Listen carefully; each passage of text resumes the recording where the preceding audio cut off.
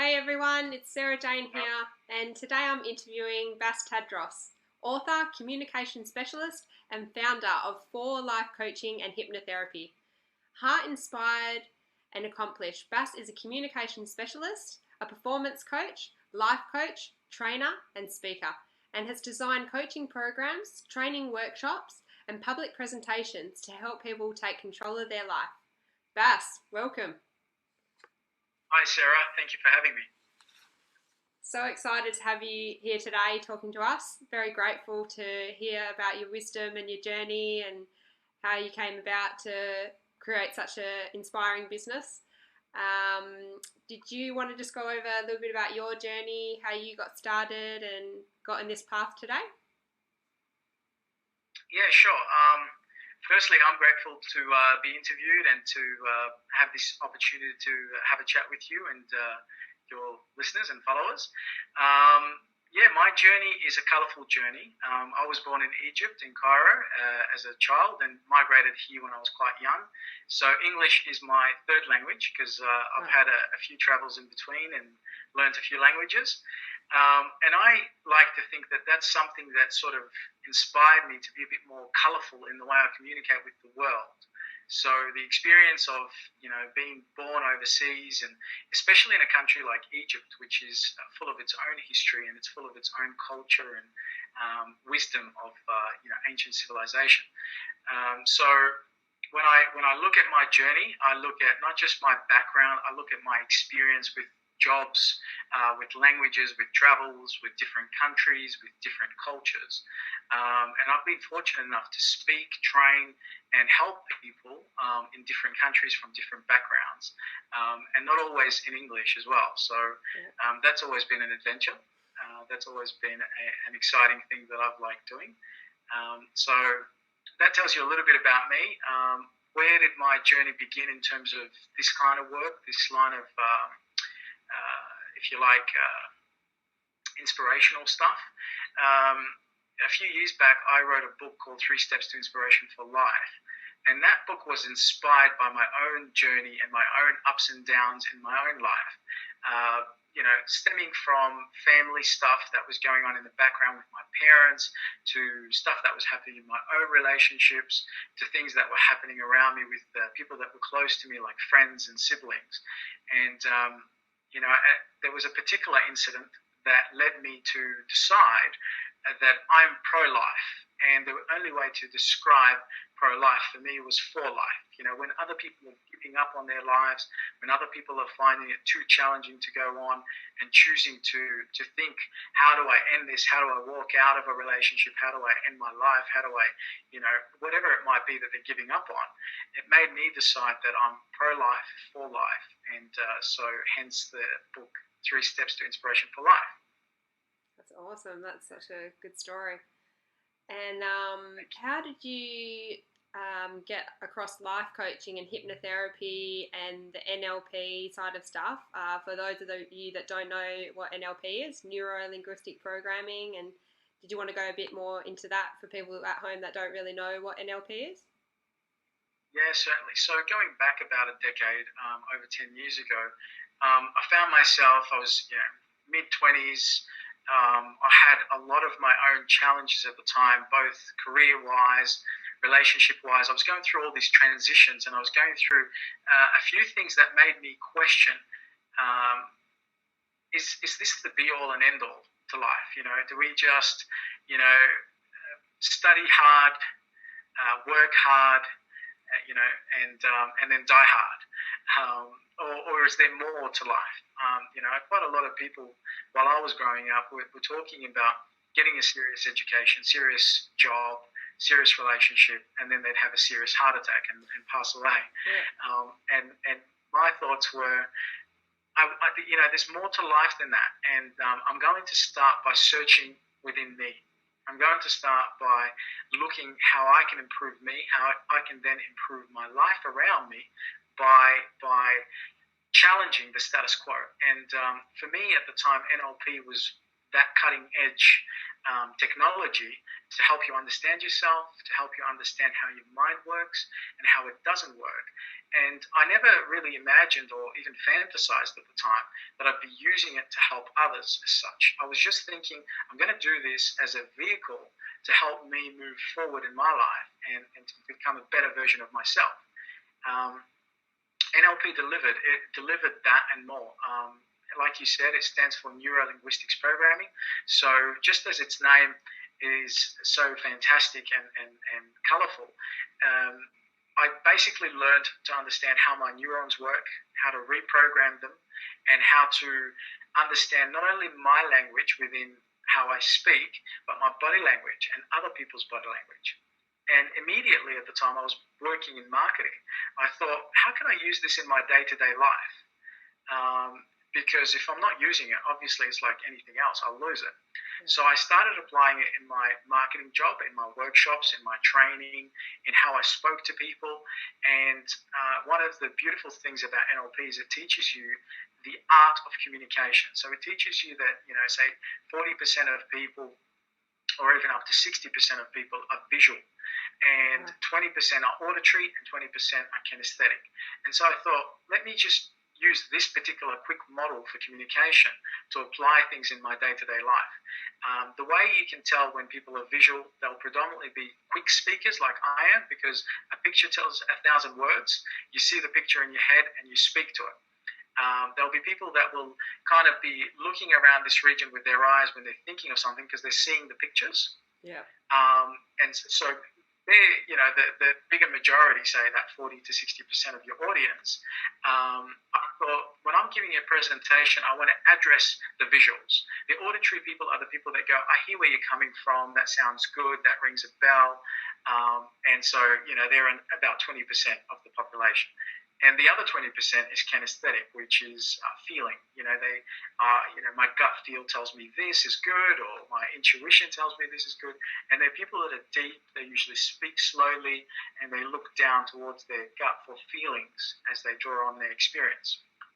So in my presentation, I'd go, okay, to start off with, we're going to have lots of visuals. You're going to be seeing this, and that, and you'll also hear a lot more about this, and by the end of it, you'll get a great feel for where this is going. And as I started to use this in my presentation, in my language, I was not only altering the way I present, but I was also experiencing the world differently, because I was paying more attention to how other people speak and how they communicate. And then I can communicate in their language, which makes it so much easier and more authentic and more genuine to be able to understand each other and have a deeper connection, really. Yeah. So, as I spoke to friends that were going through new jobs and were going to interviews, I'd explain to them this particular model so that they could be better at the interview and more connected to their interviewer. Yeah. As I spoke to people that were going out looking for a new relationship and dating, I'd say to them, do you know that most girls are actually kinesthetic? Listen to their feelings and talk to them about things that make sense to them. And so I was actually already coaching and using NLP without even knowing that I was doing it years ago. And a few years ago, I decided I wanted to leave the corporate world and start my own business. And as I did this, I got an office and a practice in East Perth, and I'm able to do coaching, which is it's a particular type of coaching. It's not just the generic coaching; it's strategic coaching, and it's mainly aimed at people that are professionals that are going through some sort of a transitional period, whether it's at work or in a relationship, and then I help them with a new strategy. I basically, from my experience, I've learned that everything in life comes down to a strategy.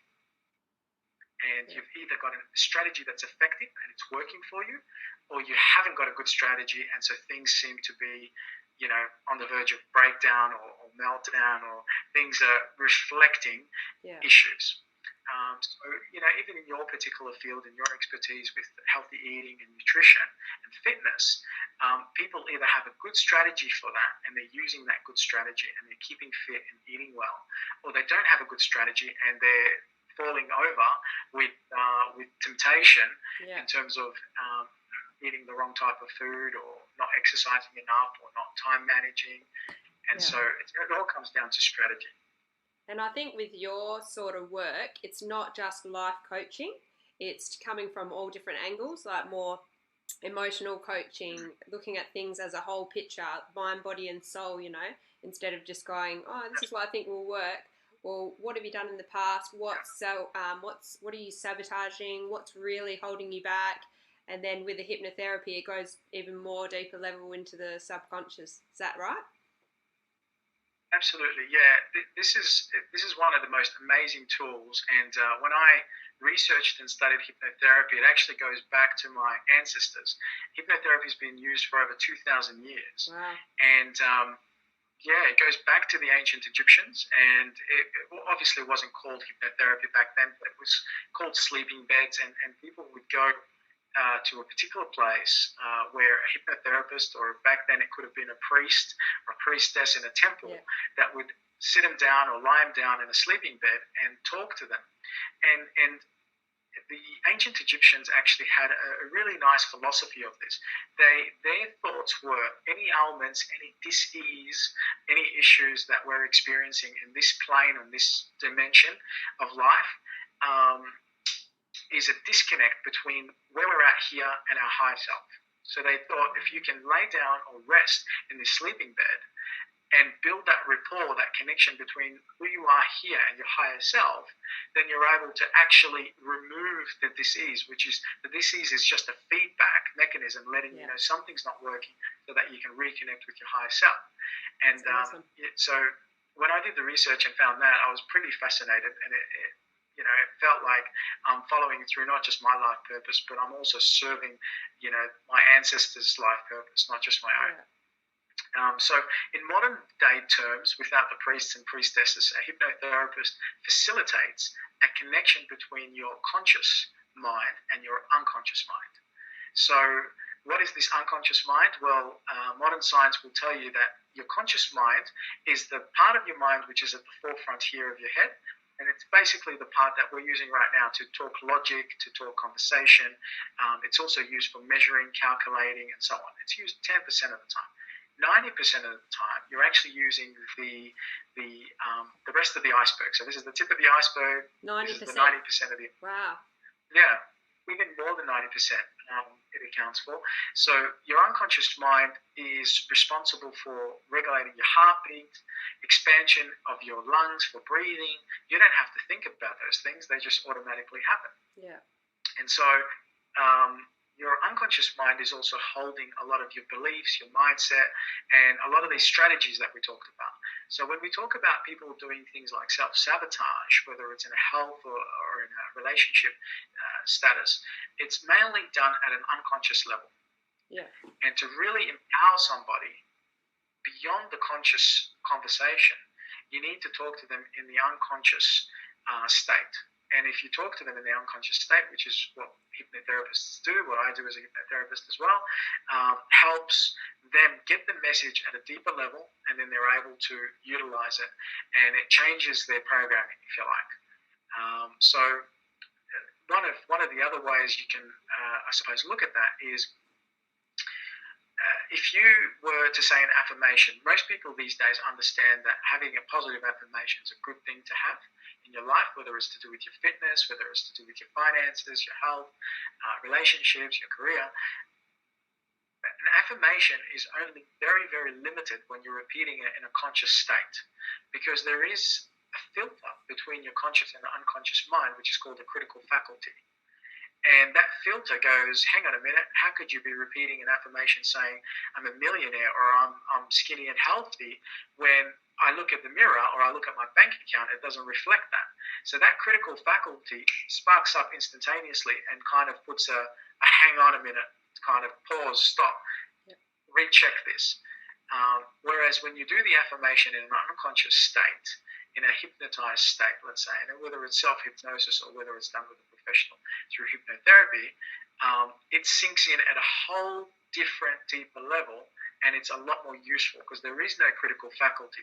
It's actually accepted as this is a reality in a time and place, and time doesn't exist in this reality. It could be the future, it could be the past, it could be the present, but I'm going to accept this and work with it. and you move forward, and it's part of who you are.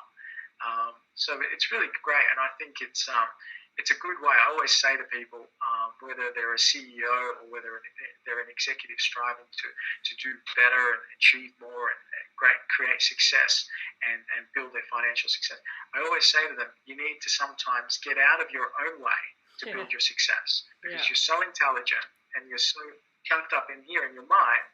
You need to get out of your own way and create that success unconsciously. Yeah, sure.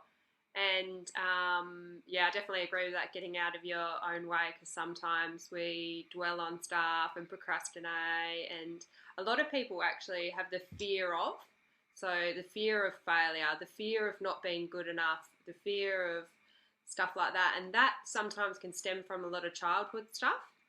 Like the fear of not being good enough might be when you came home, you showed your mum your homework, but it's not good enough, and then you carry on that belief system all your life, and then you don't really know where it comes from, but in your subconscious you don't remember that time where that happened. But what's like one tip you would give people if they really want to come from this identity to really move into the next stage of their life, but say fear's holding them back, or they got a little story in their head that they're not good enough? What would be like your one tip to get to the next level in your life? Just drawing on my own experience and on the thousands of clients that I've worked with,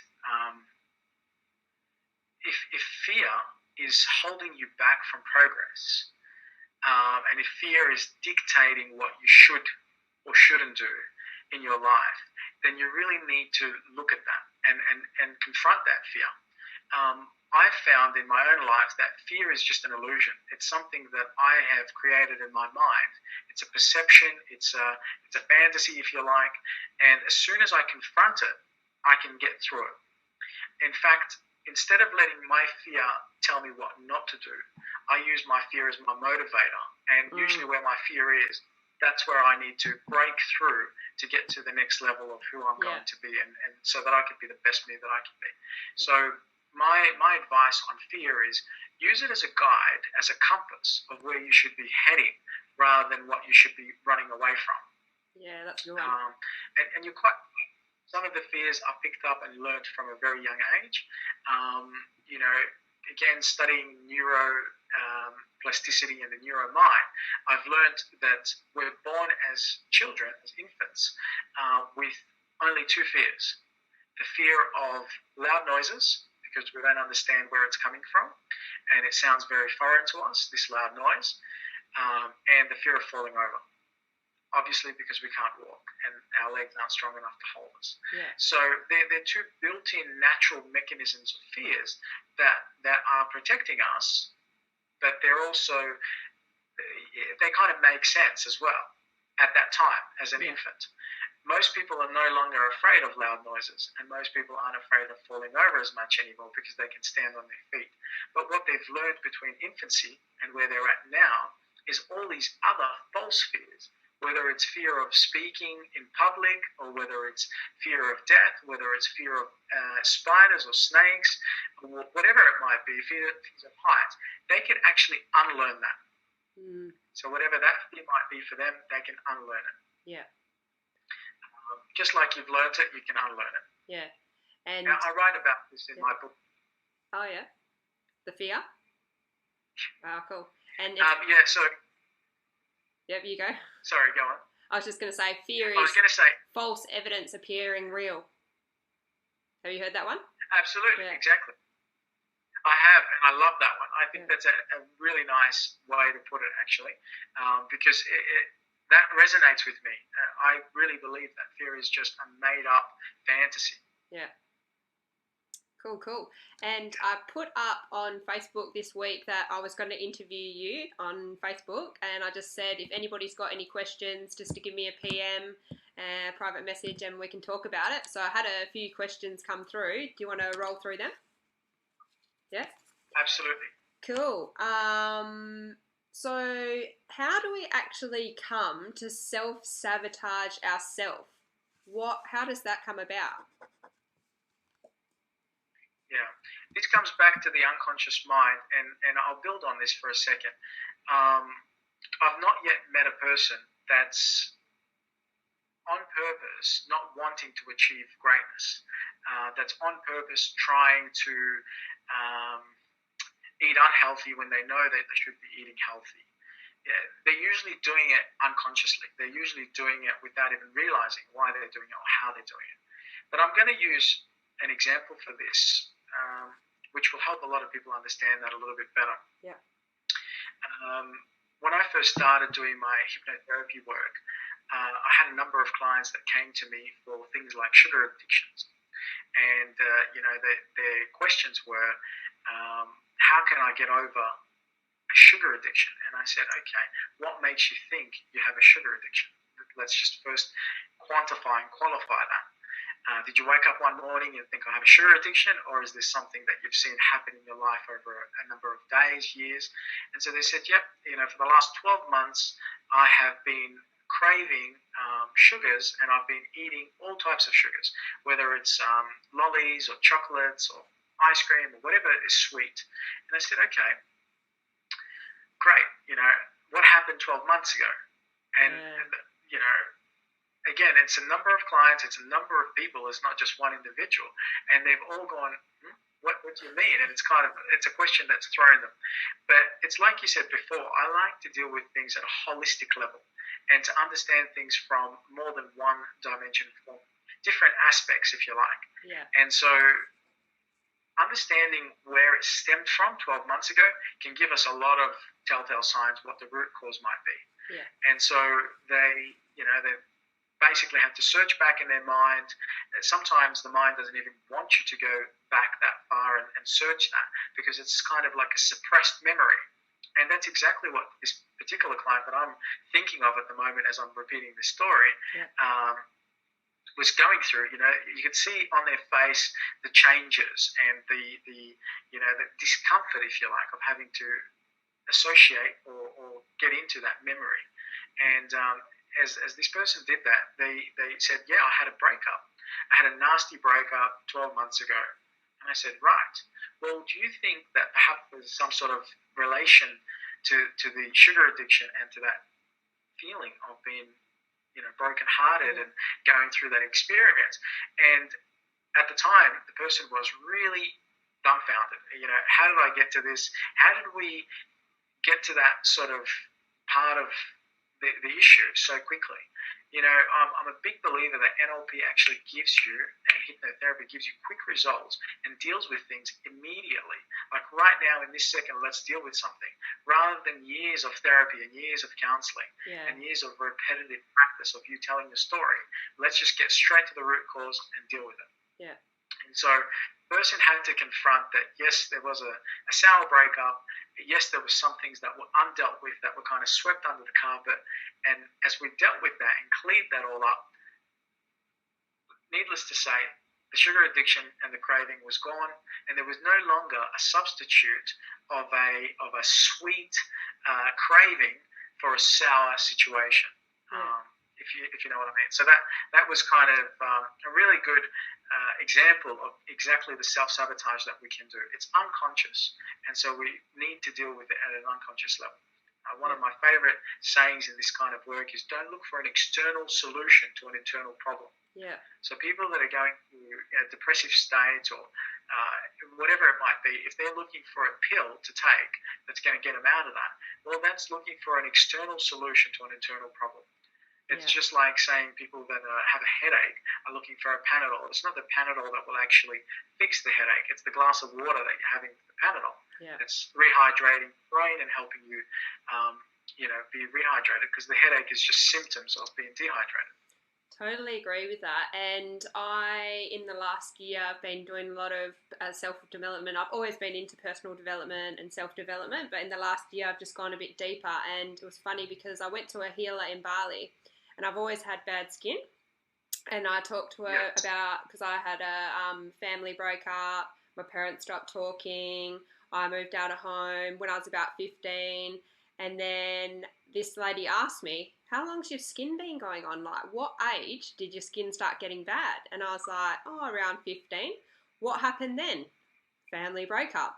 Didn't even think of it. Didn't even cross my mind. And yeah, after I came back from Bali, my skin's been pretty good, just because getting out of that stuff, dealing with it, being able to talk to someone about it as well, to have someone to listen to that. And it never crossed my mind that that would be the case. So I guess you're, you are a holistic healer. You're looking at everything in a different point of view that people might not think about that. And such a good point to cover. In terms of heart-centered connection and heart-centered work that I do, I basically believe at my core that we are spiritual beings having a human experience. So if we're spiritual beings having a human experience, that means we have a spirit that our body is housing. So the body is very, very important in this connection with the spirit, because the body, the healthier you are and the healthier you eat, the more you can get in touch with that spirit. Definitely. And it's exactly like the old saying that the body is the temple for the spirit. So the body also holds a lot of the scars, if you like, of some of the unresolved spiritual issues that we have, whether it's issues that have stemmed from our parents or stemmed from broken relationships. The spirit experiences, it gets hurt, and the body stores it. And if we don't deal with it, and if we don't actually confront it and face it and clear it, then that body is either holding it and it's showing up in aches and pains that are causing you to go to the chiropractor for your neck, your spine, your back, or it's holding it in skin conditions as you described, or it's holding it in sugar cravings, or even craving fats and things like that. And the more you're able to deal and resolve and clear all these, people used to think it's psychological issues. Let's call it spiritual issues that are impacting not just your spirit, they're also impacting the rest of your body. For sure. That's cool. Definitely. It's beyond the cycle. Definitely agree with that. How do we program our mind to think positive? Sure. This is one of my absolute favorite sayings, and I'm going to say that probably a lot because I have a lot of favorite sayings. Yeah. I like to think about the importance of focus. As you say that, what that triggers for me is what we focus on is what we create in our life. Definitely, yeah. So if we're focusing on negativity, or we're focusing on stuff that's not working, or things that aren't showing up in our life, or what's missing, we're creating more of this, this disparity, if you like. Yeah. But if we focus on what we have, and we focus on what we can create and what we can do, we feel abundant and we create it. Yeah, you've been watching The Secret, haven't you? You've been watching. Absolutely. Definitely. I'm living proof of that. What you focus on is what you create. Yeah. I went through a period of my life where I was single for about 7 years, and I could have spent a lot of time harping on the fact that I was single and what's missing in my life. But in fact, what I did is I used a lot of that time in those 7 years creating a vision. What would that partnership look like? What would my family look like? Yeah. What kind of things would we be doing together? I love traveling. Would she love traveling? And how much travel can we do? And so, sure enough, 3 years ago, I manifested and created an amazing relationship with my beautiful wife. And we've been traveling. We've created businesses together. We have a beautiful baby, Alexander, who was born 2 months ago. And so it's an incredible part of my life. And in those 7 years, I actually created a lot of success. I created my success in the corporate world. I built businesses. I had a lot of investment properties show up because I was thinking about what I do have. And therefore, abundance was showing up and things were showing up in my life. Yeah. If I just focused on what was missing, I would have been a single, lonely, miserable guy that's out there desperately looking for a companion. And most women aren't attracted to that. Yeah. Yeah, no, definitely not. We like people that know what they want.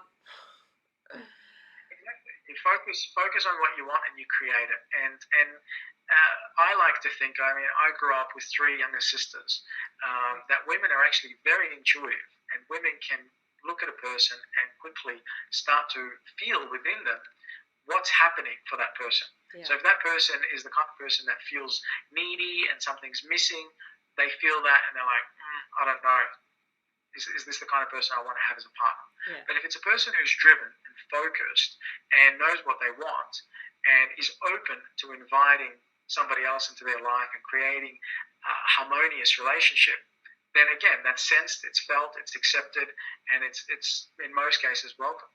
Yeah. So for your clients, do you tell them, do you do a lot of visualization? Like if someone comes to you, I'm missing this sort of thing, do a lot of visualize, what do you want? Like a lot of people go on and they're, oh, I don't want this, I don't want that. But then they never ask for what they want. So they always just get given whatever, you know. If you don't ask for what you want, then you're just going to get given anything. Yeah, well, I'll answer that in two parts. So in terms of the focus part that I was talking about before, if you're focusing on what you want, you sometimes don't even have to think about what you don't want. Yeah. You know, I like to think of the example of going into a restaurant. Yeah. When a waiter or waitress comes up to you and shows you a menu with a whole list of things, you normally just go to them, I would like this. You wouldn't go, I won't have that, and I won't have that, and I won't have that, because you'd be there all day. Yeah. And it's just easier to point at what you want and select that. So focusing on what we want, it gives clear signals to the universe, it gives clear signals to other people around us, and it gives us a clear signal what we're trying to create in our life. Yeah. The visualization part of that is very, very important. The unconscious mind doesn't actually know the difference between what we're visualizing, whether it's happening now or happening in the future or happening in the past, and if it's for real or if it's just something that you're striving towards. Yeah. So if you're visualizing that you're healthy and you've got a healthy physique and you're eating healthy every day and you're having a great time doing it, then you're more likely to actually achieve that. Yeah, nice. Whereas if you're visualizing the opposite and you are seeing yourself in the mirror and you weren't happy with your body and you said a lot of negative things about what you don't want, you know, like pinching your body and saying, I don't want this and I don't want that, the body doesn't, you know, it doesn't understand that and it doesn't compute that at an optimal level because it creates confusion and it starts to think, I don't understand the negative. What do you mean? Do you want that? Do you want more of that? And sometimes it shows more of that. Just like when I said, well, if you focus on what's missing, it creates more of what's missing. Yeah, nice. So I like to think about what I do have and appreciate what I have. Yeah. And I have a lot of gratitude in my life for what I have. And it's like, you know, the saying goes, the more you're grateful for what you have, the more you're given to be grateful for. Definitely agree. So, you know, I've done a meditation just recently and I'd like to reflect on that for a moment. And part of this meditation actually made me feel that I was a newborn child. So I saw life all of a sudden again and I felt like I was being reborn. And things as little as your fingernails that we don't quite appreciate enough became something that I was so grateful for. Things like the movement and mobility of our fingers, to hold things and to be able to touch, the sense of touch, became something I was eternally grateful for, even the simplest of things. Yeah. And so, you know, sometimes by having the visualizations and the meditations, we could really get into a grateful state of mind and harmonize our life rather than be in a part of our life where we're thinking this isn't good enough, that isn't good enough, this isn't good enough, this is missing, we should have that, and that creates a whole lot of debacles. Yeah, I definitely agree because we live in such a fast-paced world now. We have to get this car, like marketing's pushing us in all different directions. Only this hair's beautiful. You know, we get caught up in this materialistic world. But because I go to Bali so often, I see this third world country. People are begging and some of them are just sitting there and they're just enjoying their life doing nothing. And it's like, that's so cool. You know, we get caught up in being busy. And then when you actually just sit there and just enjoy life, it's just the simple things. I think, you know, you start off like when I started doing meditation and asking for what I want and being grateful for what I want, I actually started like, okay, I'm grateful for the house I live in, the car I drive, the friends I have, the family I have. And then as you keep doing meditations and being grateful, like you said, touch, like that's a good one. I've never heard that. But you just, little things, like just keeps going down to, you know, even the feet. Like I did this meditation and took me through, be grateful for your right hand, your left hand, your feet that have taken you to walk. And it's like, whoa, you really need to sit back and actually realize how special life is and all the little bits in between. So, yeah, that's really good. Absolutely. Absolutely. I mean, even like to be able to feel the expressions on our face, to be able to smile and to feel that on your face, they're the simplest of things, and they're so profound and so beautiful, and they're things that I'm eternally grateful for. You know, even appreciating people that come into our lives.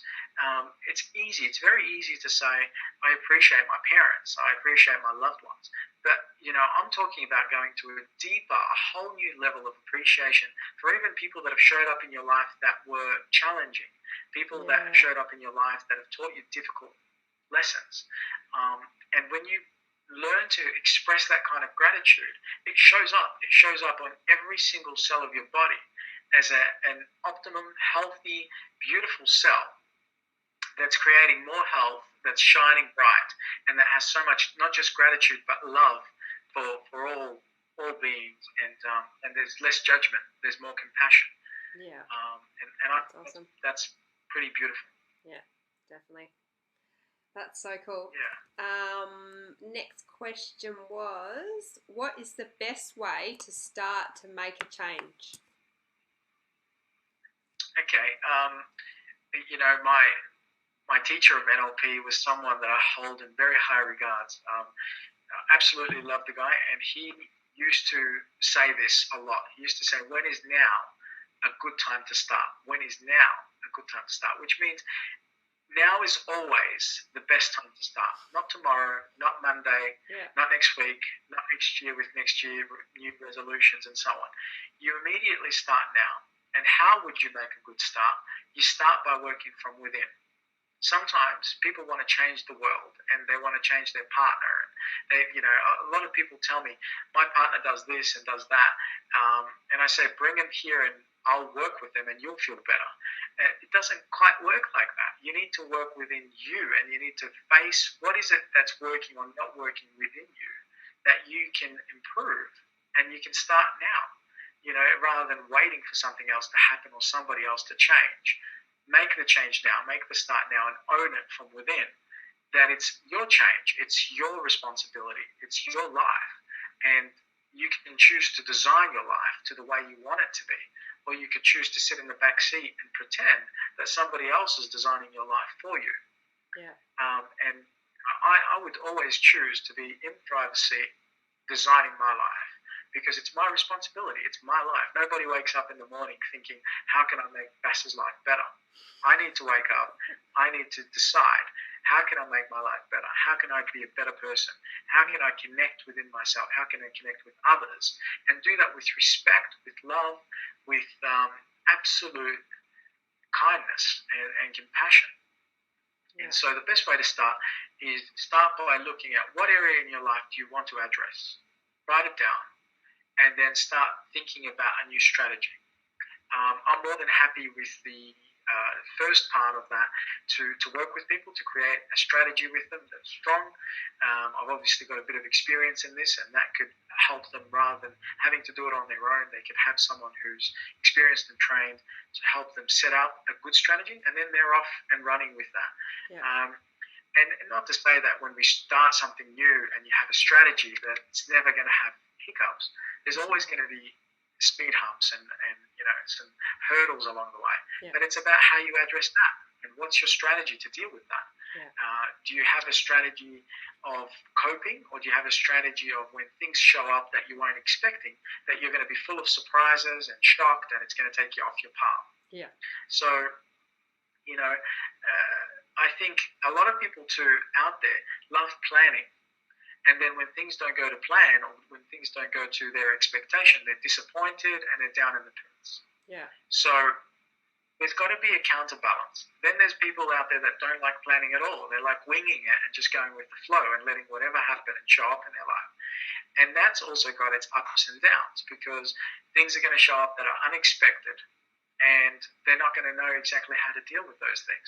And there will be things that might take them off course, and then that might confuse them. And so I always try and tell people, have a balance where you can see the positives and negatives in life and realize whether you've got a plan or you don't have a plan. Expect the unexpected, and deal with that. Factor them in. Yeah, and I think writing it down is so powerful. Like I personally have always been a writer, but when I say to people, "What's your 3 goals for this week?" and they go, "Oh, I've really thought about that," and then when I actually get them to write them down, it's like setting it in concrete, and they really just stick to it.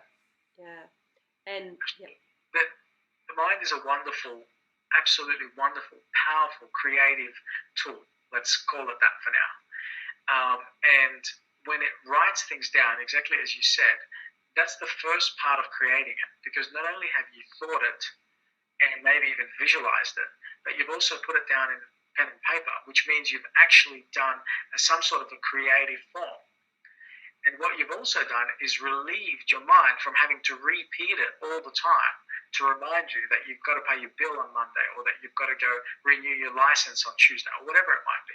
When you write it down, you get it out of your head, it stops re-looping, and then you can put next to it a date, or put next to it a time, put next to it important or urgent. Yeah. And I think that changes a lot of things for people. Once they prioritize things like that, it really changes their life. Yeah, definitely. And you said, so you work with people to do a strategy, and you were telling me before about your workshops that you've got coming up. Do you do that sort of stuff in the workshops? Yeah, absolutely. So I've got some free workshops that are coming up that I'm offering to viewers and followers. They're going to be running every fortnight, starting from the 31st of October till probably mid-December. And then obviously I'll review that for next year.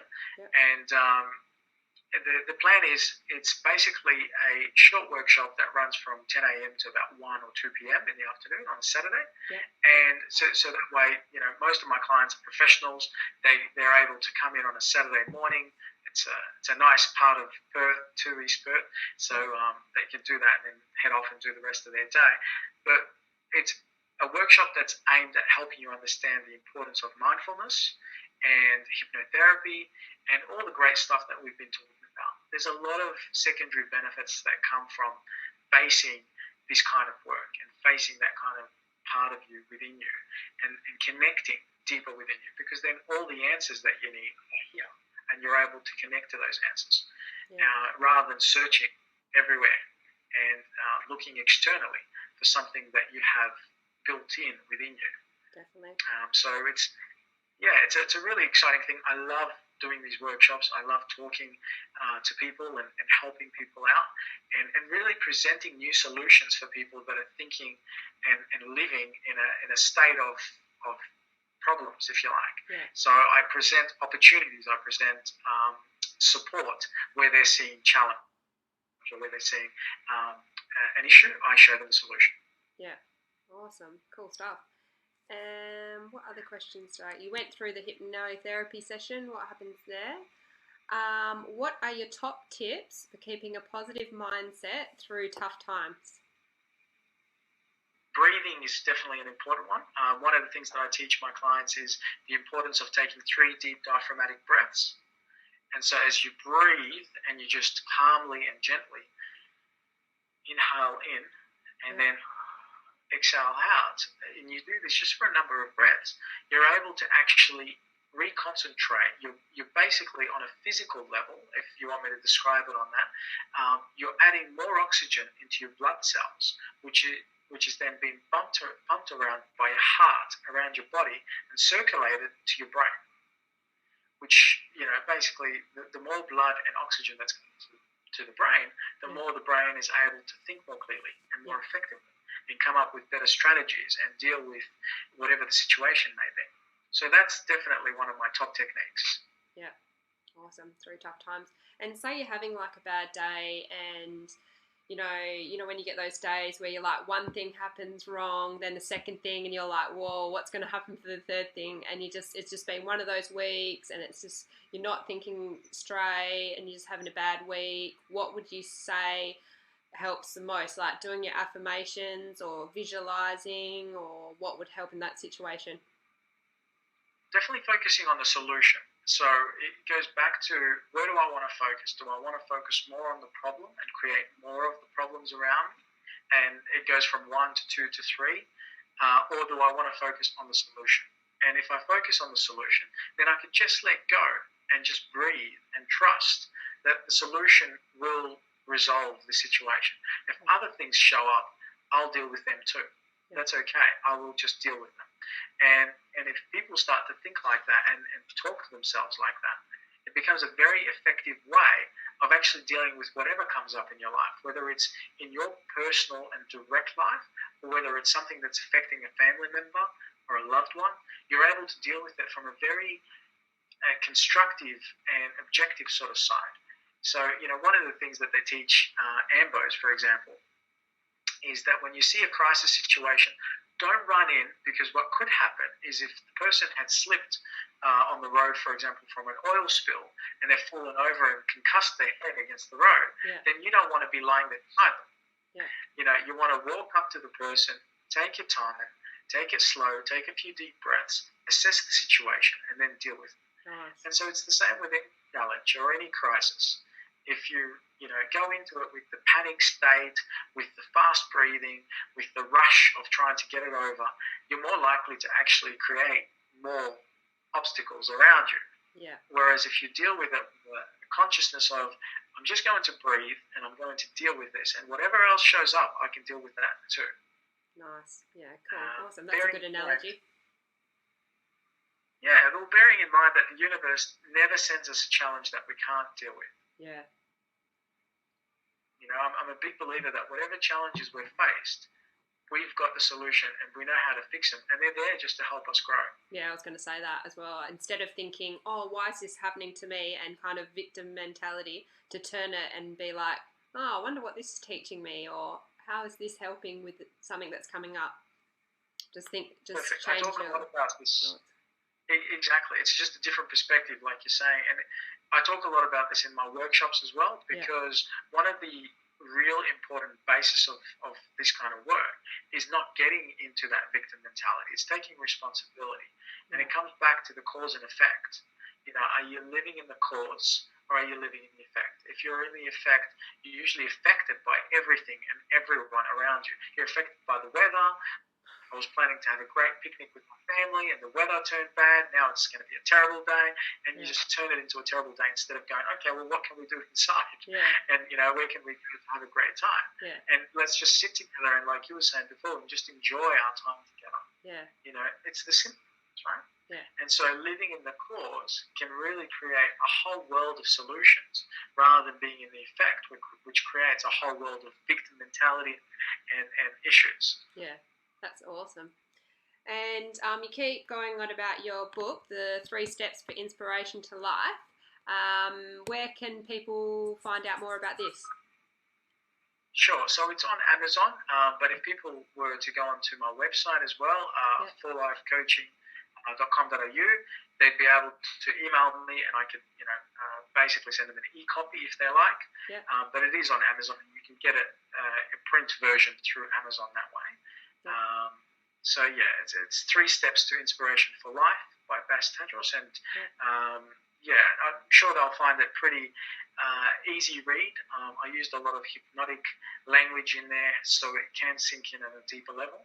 And 3 steps are really very easy to follow and very easy to understand. It's from understanding who you are, to understanding connection, to being able to connect deeper, and being mindful in the way that you do things. So it's a good book, and it was inspired by one of my dear and loved people in my life that was going through a hard time, and through the experience that she was having, through a very dark experience, I was able to see a light, and I was able to see that inspiration could really turn things around. And so it turned things around for her, and it's turned things around for a lot of my friends and clients that have read it. Oh, nice. And if people want to hear about the workshops and get in contact with you, is your website the best way to get you? So I'm on Facebook, I'm on LinkedIn, but through the website, it's probably a good one. It's an easy way, and through the website, they've also got links to the other Facebook pages and things that are on there, or even contact number if they want to call and ask questions.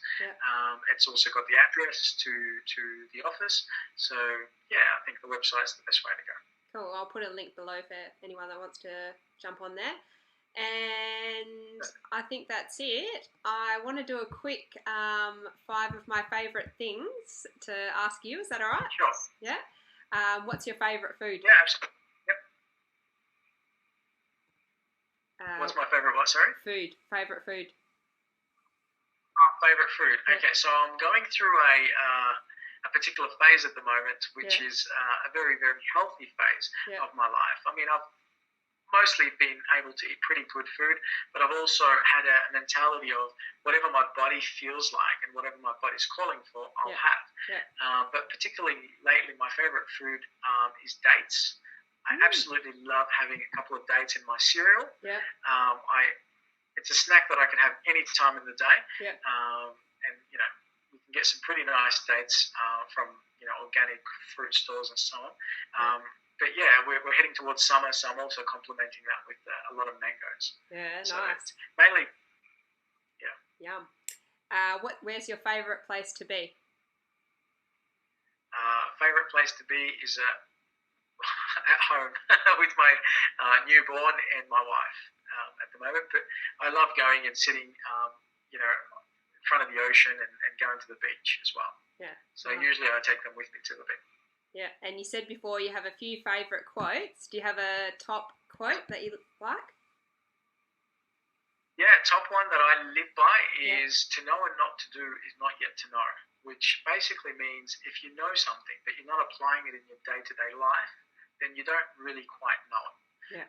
So to say, yeah, I know this, yeah, I know that, yeah, I know that about the deep breathing stuff. Are you actually applying it? Are you actually doing it? And when the going gets tough, that's the most important time to be applying it.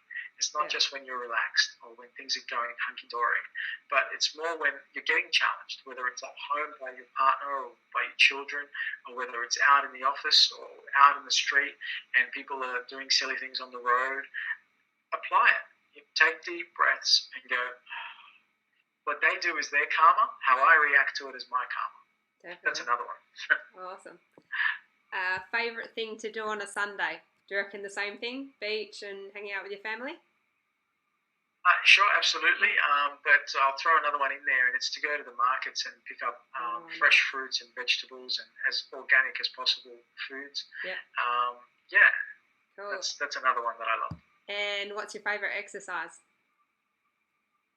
I love push-ups. I've always loved push-ups since I was a kid. It probably explains why I've got a pretty strong chest and shoulders and triceps, but I absolutely love push-ups. I think any exercise where it's free weights, you're not sitting in a gym machine per se, nothing against gym machines, but any exercise that you can actually do using your own body weight is a great exercise. Awesome. Thank you so much for letting me interview you today. I'm sure a lot of people would got a lot out of that, and thanks for your wisdom. I definitely got a few things from that. Excellent. It's an absolute pleasure, and I'd be happy to do it again. You never know. The next time you interview me, it could be a completely different interview. Awesome. Cool. Thanks so much for taking the time, and anyone that wants your website, I'll put it below the interview. Thank you, Sarah. Appreciate it. Thank you. Bye for now. Bye-bye.